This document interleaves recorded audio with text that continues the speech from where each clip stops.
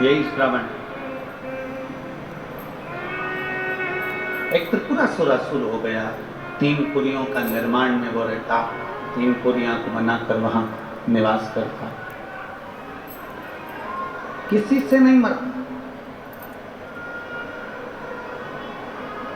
भगवान नारायण ने प्रयास करा कि इस त्रिपुरासुर का वध कर दूं, पर नहीं मरा।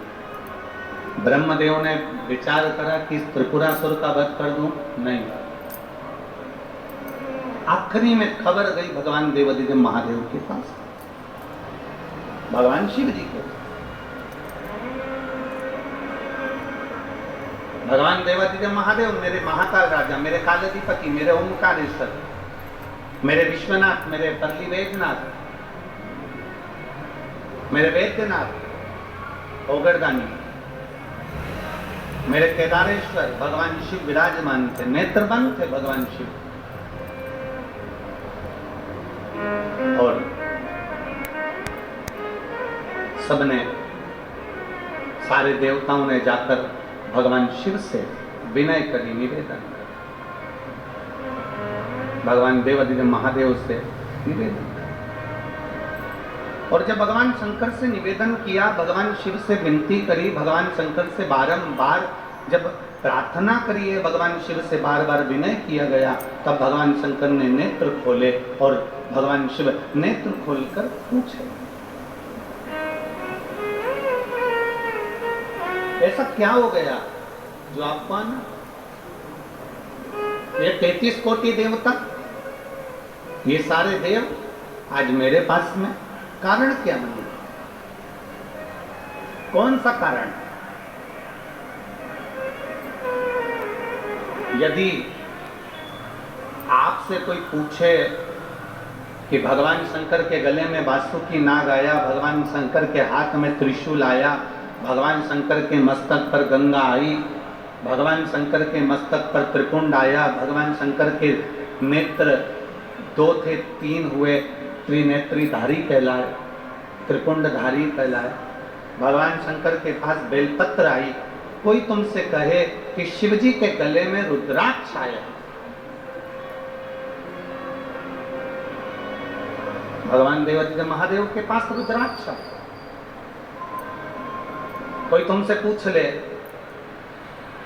कि ये रुद्राक्ष का प्रागट्य कब का है, रुद्राक्ष का जन्म कब हुआ,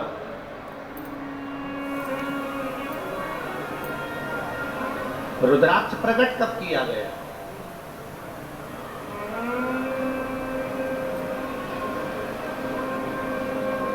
अब जरा बहुत हमसे भी कई लोग पूछते हैं, जितने लोग संसार के प्रश्न उठाते हैं कि रुद्राक्ष में ऐसा क्या है, रुद्राक्ष में ऐसा क्या हो जाता है कि रुद्राक्ष का जल अमृत के तुल्य हो जाता है और कैंसर जैसा रोग भी समाप्त हो जाता है। रुद्राक्ष के जल में ऐसा क्या है?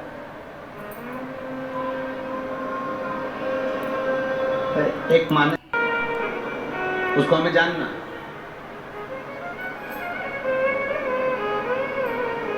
कि आखिर रुद्राक्ष भगवान शंकर के करीब में रहने वाला शिव का एक अंश रुद्राक्ष इतना बलवान क्यों होता है? वो रुद्राक्ष इतना बलवान क्यों है? उस रुद्राक्ष में इतना बल कैसे आ जाता है? वो रुद्राक्ष इतना श्रेष्ठ क्यों हो जाता है?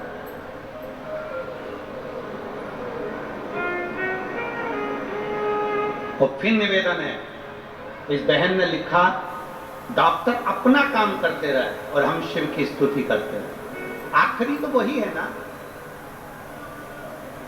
और फिर कहेंगे डॉक्टर शंकर का एक रूप होते हैं। हमने अपनी व्यासपीठ से बार बार ये बात कही, उस रुद्राक्ष में इतना बल कैसे आ जाता? उस रुद्राक्ष में इतना बल, उस रुद्राक्ष में इतनी आनंद था, उस रुद्राक्ष में इतनी औषधि कैसे आ जाती? कैसे?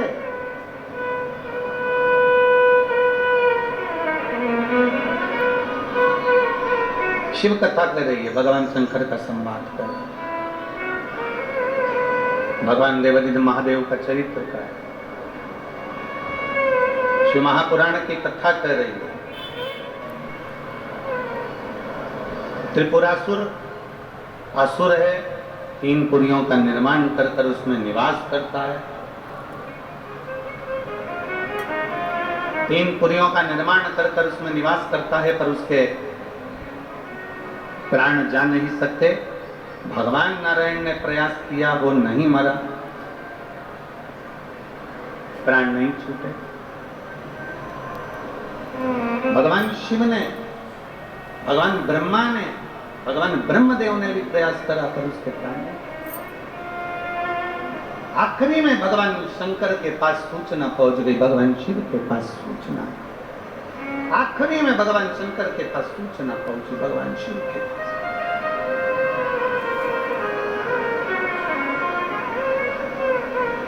और सब देवताओं ने भगवान शिव की स्तुति की, भगवान शंकर की।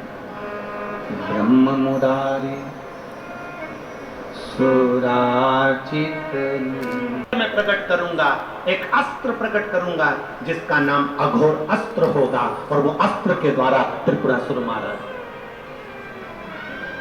अघोर अस्त्र, हाँ।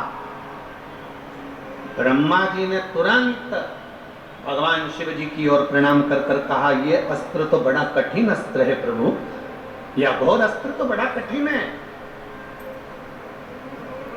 दुनिया का ऐसा कौन सा कार्य है जो अघोर अस्त्र से नहीं हो सकता? ये तो बड़ा कठिन है, बहुत कठिन। ये कैसे हो सकता है? भगवान शंकर कहने लगे, आप चिंता मत करो, इसको प्राप्त करने के लिए मैं बैठता हूं। शिव जी अभी तक जितना तप करे थे वो नेत्र बंद कर कर करे थे, आज शंकर भगवान ने अपना नेत्र खोल लिया, और शिव जी ने अपना नेत्र खोलकर खुली आंखों से शंकर भगवान ने तप करना प्रारंभ करा। खुले आंखों से, खुले नेत्रों से। अब कई लोग कह देते हैं, हमारे सामने कई प्रश्न आते हैं, ऐसा नहीं कि प्रश्न नहीं आते। कई लोग कह देते हैं, गुरुजी हमने सुना है कि कई लोग कहते हैं भगवान के मंदिर में जाओ तो थोड़ी देर आंख बंद करके बैठो, भगवान की साधना करने बैठो तो आंख बंद करके बैठो, भगवान से प्रार्थना करने बैठो तो आंख बंद करके बैठो। शंकर जी का कथा कर रही है, मेरे शंकर भगवान खुले नेत्रों से तप साधना में लीन होते हैं, और अघोर शस्त्र को प्राप्त करने के लिए शिव लग जाते हैं। ऐसा जरूरी नहीं है कि तुम नेत्र बंद करके बैठोगे तो भगवान मिलेगा, ऐसा जरूरी नहीं है कि तुम आंख बंद करके बैठोगे तो परमात्मा मिलेगा, ऐसा जरूरी नहीं है कि मंदिर में तुम नेत्र बंद करके बैठोगे तो भगवान मिलेगा, ऐसा जरूरी नहीं है कि किसी नदी के तट पर नेत्र बंद करके बैठोगे तो भगवान मिलेगा, ऐसा जरूरी नहीं है कि किसी तीर्थ में जाकर आंख बंद करके बैठ जाओगे तो भगवान मिलेगा।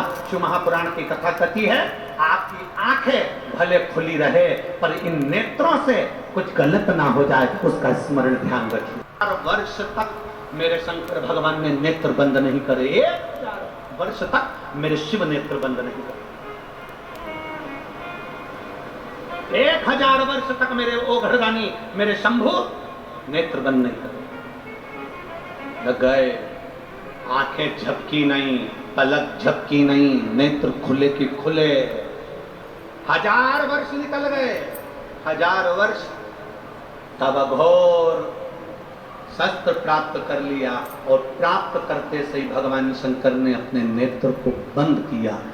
बंद करते से ही भगवान शंकर का जैसे नेत्र बंद हुआ, उससे बिंदु नीचे गिर गया। जब बहुत देर तक आंख खुली रहती है, बहुत देर तक आंख खुली रहती है, पलक नहीं झपकती, तब आंख में से एक आंसू गिर जाता है। शिव जी की आंख से वो आंसू गिरा। जो तप करा था, जो साधना करी थी, जो अघोर अस्त्र पाने के लिए सारी तप साधना करी थी, जिस अस्त्र के बल पर संपूर्ण ब्रह्मांड की रक्षा करी है, उस तप साधना के बल पर भगवान ने जैसे ही नेत्र बंद करा, बंद करते से शिव जी की आंख से एक आंसू गिर गया, और जैसे ही वो आंसू गिरा उससे एक वृक्ष उत्पन्न हो गया जिसका नाम रुद्राक्ष का वृक्ष हुआ। जो रुद्राक्ष,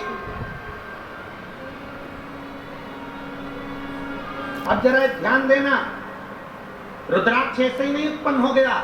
हजारों हजारों वर्ष तक मेरे ओघड़दानी ने तप साधना करी, और जब नेत्र बंद करे तब आंसू गिरा, और उस आंसू से रुद्राक्ष पैदा हुआ है। उस अस्त्रों से, शिव के उन अस्त्रों से रुद्राक्ष उत्पन्न हुआ। इतने तप साधना का बल एक रुद्राक्ष में होता है, इतना तप साधना का बल एक रुद्राक्ष में होता है कि अघोर अस्त्र के बराबर, अघोर मंत्र के बराबर शिव का एक रुद्राक्ष होता है, अगर वो श्रेष्ठता से धारण किया। इसलिए सोमवार से ये वही जिस समय पर त्रिपुरासुर का वध करा था भगवान शंकर ने, और जिस रुद्राक्ष को भगवान ने प्रकट करा था, सोमवार से सोमवार तक की सावन के महीना था जब मेरे देव अधिदेव महादेव ने इस रुद्राक्ष को प्रकट किया था। आप सभी को रुद्राक्ष के प्रागट्य की भी बहुत बहुत बधाई, बहुत बहुत।